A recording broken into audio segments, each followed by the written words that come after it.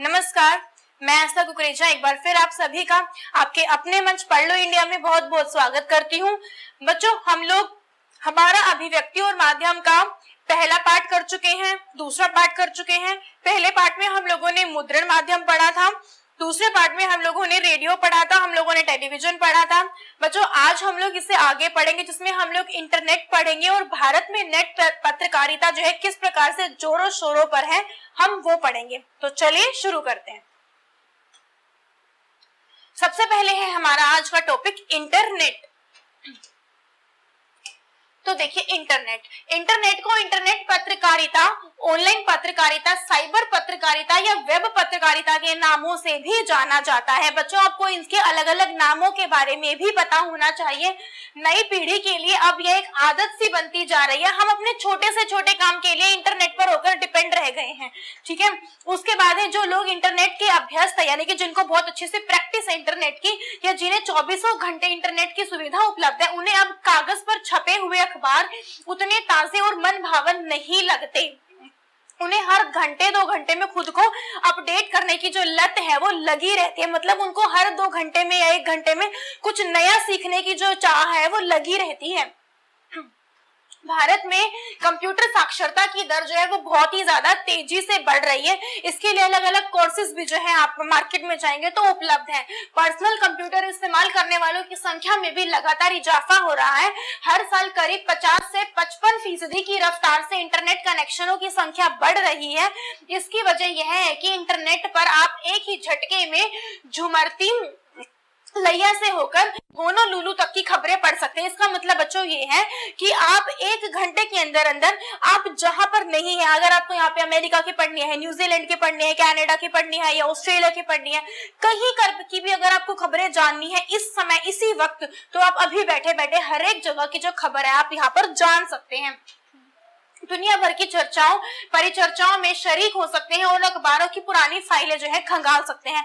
इस बार का तो बच्चों जो दौर है वो इंटरनेट का दौर रहा है। कोरोना के समय में जहां पर हर चीजें ठप हो गई थी, कोई किसी से मिल नहीं पा रहा था, उस समय इंटरनेट एक ऐसा माध्यम था जिसका सहारा हम लोगों ने एक दूसरे से मिलने के लिए किया।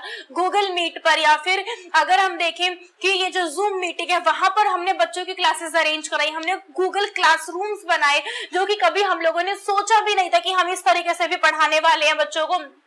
हमने ये चीजें कराई, हम लोगों ने तरह तरह की रिकॉर्डिंग्स उपलब्ध कराई। जैसे कि अगर आप लोग अभी मुझसे जो पढ़ रहे हैं या जो अभी हम लोग जो पढ़ रहे हैं वो हम रिकॉर्डिंग के माध्यम से पढ़ रहे हैं। हम लोगों ने यहाँ पर रिकॉर्डिंग की है, आप लोग जो है इस रिकॉर्डिंग को देख रहे हैं या लाइव देख रहे हैं आप हम लोगों को। तो हर तरीके की जो चीजें हैं यहाँ पर उपलब्ध है। तो ये सबका सब इंटरनेट के माध्यम से हम लोगों को सीखने को मिला है। इंटरनेट एक टूल ही नहीं है और भी बहुत कुछ है। इंटरनेट सिर्फ एक टूल यानी औजार है जिसे आप सूचना, मनोरंजन, ज्ञान और व्यक्तिगत तथा सार्वजनिक संवादों के आदान प्रदान के लिए इस्तेमाल कर सकते हैं। इसी वक्त अगर मुझे किसी रिश्तेदार से बात करने का मन करे तो मैं व्हाट्सएप का इस्तेमाल कर सकती हूँ, ईमेल का इस्तेमाल कर सकती हूँ, या अलग अलग सोशल साइट्स आ गई है, फेसबुक आ गया है, इंस्टाग्राम आ गया है, ट्विटर आ गया है, स्नैपचैट, पता नहीं कितने ही चीजों से हम एक दूसरे के साथ जुड़ सकते हैं। पहला तो इंटरनेट का एक माध्यम या औजार के तौर पर इस्तेमाल यानी खबरों के संप्रेषण के लिए इंटरनेट का उपयोग। सबसे पहले तो हम खबरों को देने के लिए इंटरनेट का उपयोग करते हैं। दूसरा, रिपोर्टर अपनी खबर को एक जगह से दूसरी जगह तक ईमेल के जरिए भी भेजने और समाचारों के संकलन, खबरों के सत्यापन और पुष्टिकरण में भी इसका इस्तेमाल करता है। और रिसर्च या शोध का काम तो इंटरनेट के जरिए बेहद आसानी से हो जाता है। अगर मैं आप स्टूडेंट्स की बात करूं तो इस बार आप स्टूडेंट्स ने अपने असाइनमेंट जो है मैम को बना बनाकर मेल ही किए हैं और मैम ने उनको फिर वहां से मेल से रिसीव किया है। तो हम हर छोटी से छोटी चीज को भी मेल करके जो है अपने सामने वाले तक उसको पहुंचा सकते हैं। टेलीविजन या अन्य समाचार माध्यमों में खबरों के बैकग्राउंड तैयार करने या किसी खबर की पृष्ठभूमि तत्काल जाने के लिए जहां पहले ढेर सारे अखबार कतरने की फाइलों को ढूंढना पड़ता था, वहीं आज चंद मिनटों में इंटरनेट विश्वव्यापी संजाल के भीतर से कोई भी बैकग्राउंडर या पृष्ठभूमि खोजी जा सकती है। अगर आप इस वक्त अगर 10 साल पुरानी, 25 साल पुरानी, पता नहीं कितने साल पुरानी खबर भी अगर आप पढ़ना चाहते हैं तो आप इस समय इंटरनेट पर बैठे बैठे वो चीजें पढ़ सकते हैं। उसके बाद है इंटरनेट पत्रकारिता क्या होती है। इंटरनेट पर अखबारों का प्रकाशन या खबरों का आदान प्रदान ही वास्तव में इंटरनेट पत्रकारिता है। देखिए ई पत्रकारिता जिसको हम कहते हैं, अभी आपसे मैंने शुरू में ये चीज डिस्कस की थी कि आजकल इंटरनेट पर ई न्यूज़पेपर भी उपलब्ध है, तो वही एक इंटरनेट पत्रकारिता का बहुत अच्छा माध्यम है। इंटरनेट पर किसी भी रूप में खबरों, लेखों, परिचर्चाओं, बहसों, फीचर, झलकियों, डायरियों के जरिए अपने समय की धड़कनों को महसूस करने और दर्ज करने का काम करते हैं, तो वही इंटरनेट पत्रकारिता जो है वो कहलाती है। आज तमाम प्रमुख अखबार पूरे के पूरे इंटरनेट पर उपलब्ध हैं। कई प्रकाशन समूहों ने और कई निजी कंपनियों ने खुद को इंटरनेट पत्रकारिता से जोड़ लिया है। चूंकि यह एक अलग माध्यम है, इसलिए इस पर पत्रकारिता का तरीका भी थोड़ा सा अलग माना जाता है। विश्व स्तर पर इंटरनेट पत्रकारिता के स्वरूप और विकास का पहला दौर था 1982 से लेकर 1992 तक, पहला दौर इंटरनेट पत्रकारिता का, जबकि चला 1993 से 2001 तक था। तीसरे दौर की इंटरनेट पत्रकारिता 2002 से अब तक की है, जो अभी भी चल रही है। पहले चरण में इंटरनेट खुद प्रयोग की धरातल पर था, इसीलिए बड़े प्रकाशन समूह यह देख रहे थे कि कैसे अखबारों की सुपर इंफॉर्मेशन हाईवे पर दर्ज हो। तब AOL यानी अमेरिका ऑनलाइन जैसे कुछ चर्चित कंपनियां सामने आई, लेकिन कुल मिलाकर ये जो है एक सिर्फ प्रयोगों का दौर था। चीजें तो जो है इंटरनेट पत्रकारिता जो है, अगर हम जो पढ़ रहे हैं ई न्यूज़पेपर या जो भी हम लोग जान रहे हैं, सबका सब इसका हिस्सा जो है अब बन गया है। सच्चे अर्थों में इंटरनेट पत्रकारिता की शुरुआत 1983 से 2002 के बीच में हुई है। इस दौर में तकनीक स्तर पर भी इंटरनेट का जबरदस्त विकास हुआ। नई वेब भाषा HTML, बहुत जरूरी प्रश्न है बच्चों, मैं इसको स्टार मार्क कर देती हूँ आपके लिए, बहुत अच्छा प्रश्न है, आपको इसको बहुत अच्छे से तैयार करना है। हाइपर टेक्स्ट माइक्रोड अप लैंग्वेज, आपको इसको पता होना चाहिए। HTML क्या है, इसकी फुल फॉर्म क्या है, आपको बहुत अच्छे से पता होना चाहिए। इंटरनेट ईमेल आया, इंटरनेट एक्सप्लोरर आया और नेटस्केप नाम के ब्राउजर, वह औजार जिसके जरिए विश्वव्यापी जाल में गोते लगाए जा सकते हैं आए। इन्होंने इंटरनेट को और भी अधिक सुविधा संपन्न और तेज रफ्तार वाला बना दिया। इस दौर में लगभग सभी बड़े अखबार और टेलीविजन समूह विश्व जाल में आए हैं। न्यूयॉर्क टाइम्स आया, देखिए इसके अंदर पहला अखबार है न्यूयॉर्क टाइम्स। वॉशिंगटन पोस्ट आया, वॉशिंगटन पोस्ट आया, CNN आया, BBC आया, सही तमाम बड़े घरानों ने अपने प्रकाशन और प्रसारणों के इंटरनेट संस्करण जो है वो निकालने शुरू कर दिए। दुनिया भर में इस बीच इंटरनेट का काफी विस्तार हुआ। न्यू मीडिया के नाम पर .com कंपनियों का उफान आया।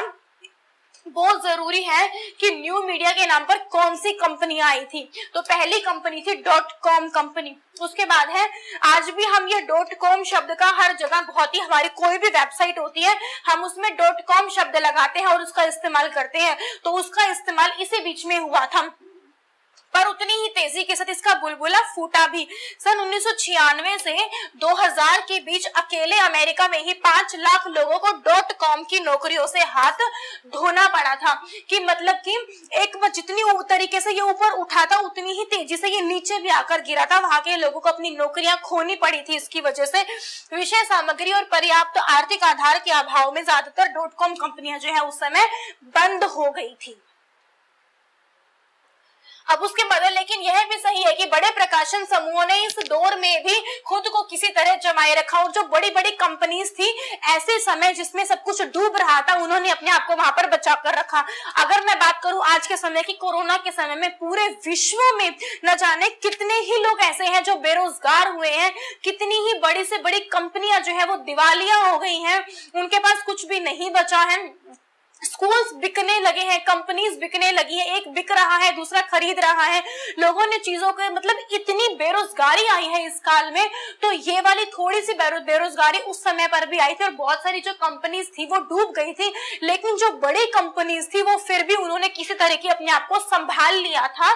चूंकि जनसंचार के क्षेत्र में सक्रिय लोग यह जानते थे कि वे जो चाहे जो हो, सूचनाओं के आदान प्रदान के माध्यम के तौर पर इंटरनेट का कोई भी जवाब नहीं है। वो जानते थे कि ये वाली चीज कि इंटरनेट में अगर अगर हमारी कंपनीज गिर रही हैं तो कल उठेंगी, क्योंकि इंटरनेट एक ऐसा माध्यम था जो आने वाले समय में ऊपर उठने वाला था, गिरने वाला नहीं था। इसीलिए इसकी प्रासंगिकता हमेशा बनी रहेगी। इसीलिए कहा जा रहा है कि इंटरनेट पत्रकारिता का 2002 से शुरू हुआ तीसरा दौर सच्चे अर्थों में टिकाऊ, और उसके बाद जब 2002 से इंटरनेट पत्रकारिता का तीसरा दौर शुरू हुआ, तब से लेकर अगर मैं आज तक का समय देखूं तो आज के समय पर हम लोग इंटरनेट के इतने ज्यादा आदी हो चुके हैं कि हम हर छोटे से छोटा काम इंटरनेट के जरिए करना पसंद करते हैं। हम एक दूसरे से बात करने के लिए भी इससे जो है इतने बंध चुके हैं कि आज के समय में हम इसके बिना रह ही नहीं सकते। अब है कि भारत में इंटरनेट पत्रकारिता का दौर किस प्रकार शुरू हुआ। तो भारत में इंटरनेट पत्रकारिता का भी दूसरा दौर चल रहा है। भारत के लिए पहला दौर 1993 में माना गया, और जबकि दूसरा दौर 2003 से शुरू हुआ। पहले दौर में हमारे यहाँ पर भी बहुत सारे प्रयोग हुए थे कि कभी ये प्रयोग विफल तो ना हो जाए, लोग कभी इंटरनेट का इस्तेमाल करें भी ना। और देखा जाए तो 1992 के समय में लोग इतना ज्यादा इस्तेमाल करते भी नहीं थे। अगर कहीं 100 में से 2 या 3% लोगों ने इस्तेमाल किया हो तो किया हो, तो वो पहला दौर था। जबकि 2003 में ये जो प्रयोग था ये बहुत ही बढ़ चढ़कर आगे आया, और आज के समय में 100% में से कम भी 99% लोग इंटरनेट का इस्तेमाल कर रहे हैं। पहले दौर में हमारे यहाँ पर प्रयोग हुए, .com का तूफान आया और बुलबुलें भी फूट गए, अंततः वही टिके रह पाए जो मीडिया उद्योग में पहले से टिके हुए थे। अब है आज पत्रकारिता की दृष्टि से times of India number 1, Hindustan times 2, Indian express, Hindu, Tribune, statesman, Pioneer, NDTV, और उसके बाद है IBN, जी न्यूज, आज तक, आउटलुक की साइटें ही बहुत ही ज्यादा बेहतर हैं। इंडिया टुडे जैसे कुछ साइटें भुगतान के बाद भी देखी जा सकती हैं। जो साइटें नियमित अपडेट होती हैं उनमें हिंदू, टाइम्स ऑफ इंडिया, उसके बाद आउटलुक है, इंडियन एक्सप्रेस है, एनडीटीवी है, आज तक है और जी न्यूज है। ये कुछ ऐसे चैनल्स हैं जो नियमित रूप से अपडेट होते हैं और अभी भी लोगों में बहुत ही ज्यादा लोकप्रिय चैनल हैं। लेकिन भारत में सच्चे अर्थों में यदि कोई वेब पत्रकारिता कर रहा है तो वह है rediff.com, और हम लोग हर जगह देखिए हम इसका इस्तेमाल बहुत ही ज्यादा बढ़ चढ़कर हो भी रहा है। इंडियाई, फोलाइन व सीफी जैसे कुछ ही साइटें हैं। रीडिफ को भारत की पहली साइट कहा जा सकता है जो कुछ गंभीरता के साथ इंटरनेट पत्रकारिता कर रही है। बच्चों, प्रश्न पूछा जा सकता है कि ऐसी साइट का नाम बताइए जो भारत में गंभीरता के साथ पत्रकारिता कर रही है, तो आपको पता होना चाहिए उस साइट का नाम है रीडिफ साइट, जो कि भारत में गंभीरता के साथ पत्रकारिता कर रही है। प्रश्न पूछ लिया जाता है बच्चों परीक्षा में। उसके बाद है हिंदी नेट संसार। हिंदी नेट संसार का क्या मायना है हम वो जानेंगे। हिंदी में नेट पत्रकारिता वेब दुनिया के साथ शुरू हुई। इंदौर के नई दुनिया समूह से शुरू हुआ यह वेब पोर्टल हिंदी का संपूर्ण पोर्टल है। इसके साथ ही हिंदी के अखबारों ने भी विश्व जाल में अपनी उपस्थिति दर्ज करानी शुरू करी, जिसमें कि दैनिक जागरण, अमर उजाला, नई दुनिया, हिंदुस्तान भास्कर, राजस्थान पत्रिका, नव भारत टाइम्स, प्रभात खबर, राष्ट्रीय सहारा के वेब संस्करण शुरू हुए। पहले जो खबरें थी वो अंग्रेजी न्यूज़पेपर जो बन रहे थे वो, लेकिन उसके बाद हिंदी पत्रकारिता आई और हिंदी में भी खबरें जो है वो छपने लगी और उसके कुछ नाम दिए गए। यहाँ पे प्रभा साक्षी नाम से शुरू हुआ अखबार प्रिंट रूप में ना होकर सिर्फ इंटरनेट पर ही उपलब्ध है। अच्छा, अब ये आपसे प्रश्न पूछ लिया जाएगा कि एक ऐसे अखबार का नाम बताइए जो प्रिंट रूप में ना होकर इंटरनेट पर उपलब्ध है, तो आपको पता होना चाहिए इसका नाम है प्रभा साक्षी, जो कि प्रिंट रूप में ना होकर जो है आपका इंटरनेट पर उपलब्ध है। आज पत्रकारिता के लिहाज से हिंदी की सर्वश्रेष्ठ साइट BBC है। बच्चों, पूछ लिया जाएगा कि पत्रकारिता के लिहाज जिसमें हिंदी की सर्वश्रेष्ठ साइट का नाम बताइए, तो BBC आपको पता होना चाहिए। यही एक साइट है जो इंटरनेट के मानदंडों के हिसाब से चल रही है। वेब दुनिया ने शुरू में काफी आशाएं जगाई थी, लेकिन धीरे धीरे स्टाफ और साइट की अपडेटिंग में कटौती की जाने लगी, जिससे पत्रकारिता की वह ताजगी जाती रही जो शुरू में नजर आती थी। हिंदी वेब जगत का एक अच्छा पहलू यह भी है कि इसमें कई साहित्यिक पत्रिकाएं चल रही हैं। अनुभूति, अब इसमें बाद में बहुत सारी जो साहित्यिक पत्रिकाएं हैं वो छपने लगी। अनुभूति पत्रिकाएं आई, अभिव्यक्ति आई, हिंदी नेस्ट आई, सराय आदि बहुत अच्छा काम कर रहे हैं। इसके अंतर्गत आपसे पूछ लिया जाएगा कि हिंदी पत्रकारिताओं के नाम बताओ या हिंदी अखबारों के नाम बताओ, तो आपको बच्चों इन सब चीजों के बारे में पता होना चाहिए। कुल मिलाकर हिंदी की वेब पत्रकारिता अभी अपने शैशव काल में ही है। ये कहना चाह रहा है कि हिंदी में बहुत सारी पत्रकारिताएं आई तो है, लेकिन अभी उनकी बस ये लगा लो कि शुरुआत ही हुई है। अभी बस इतना ज्यादा अभी उनका इतना दौर नहीं आया, क्योंकि हिंदी ना, हम भारत के लोग ही हिंदी वाले होते हुए हम हिंदी ही नहीं पढ़ना पसंद करते हैं, जबकि हमें हमारे हिंदी जो अखबारें हैं उनको अब महत्व देना शुरू करना चाहिए, ताकि वो हमारी जो अखबारें हैं वो भी देश में बढ़ चढ़कर जो है बने और बढ़ चढ़कर लोगों की इसके प्रति रुचि भी उत्पन्न हो। सबसे बड़ी समस्या हिंदी के फोंट की है। हाँ जी, पहले हिंदी के फोंट की बड़ी समस्या आती थी, अब तो हम लोग फिर भी कृतिदेव में टाइप कर लेते हैं, लेकिन पहले इस फोंट की बड़ी ज्यादा समस्या आती थी। अभी भी हमारे पास कोई एक कीबोर्ड नहीं है, और हिंदी कीबोर्ड तो हमारे पास आज भी उपलब्ध नहीं है। हमारे पास सारे के सारे कीबोर्ड अंग्रेजी कीबोर्ड हमें उपलब्ध होते हैं, और हमें उसी अंग्रेजी कीबोर्ड से हिंदी टाइपिंग करनी पड़ती है। डायनेमिक फोंट की अनुपलब्धता के कारण हिंदी की ज्यादातर साइटें खुलती ही नहीं है। इसके लिए कीबोर्ड का मानकीकरण, तो इसके लिए हमें सबसे पहले हमारा जो कीबोर्ड है उसमें बदलाव करना होगा, उसमें हमें जो हिंदी फोंट है वो लेकर आना होगा, तभी हम हिंदी जो वेब पत्रकारिता है उसको जो मार्केट में बहुत ही ज्यादा बढ़ा सकते हैं। तो बच्चों, यहाँ पर हमारा जो ये अभिव्यक्ति के जो लेखन का जो अध्याय है वो हमारा खत्म होता है, जिसमें हमने जनसंचार के विभिन्न माध्यमों के ऊपर चर्चा की है, और लेखन की दृष्टि से बच्चों बहुत ही ज्यादा जरूरी अध्याय भी है आपका। तो मैं उम्मीद करती हूँ कि आपको ये अध्याय बहुत अच्छे से समझ में आया होगा। और बच्चों, बस आप घर पर पढ़ते रहिए और जुड़े रहिए पढ़ लो इंडिया मंच के साथ। धन्यवाद।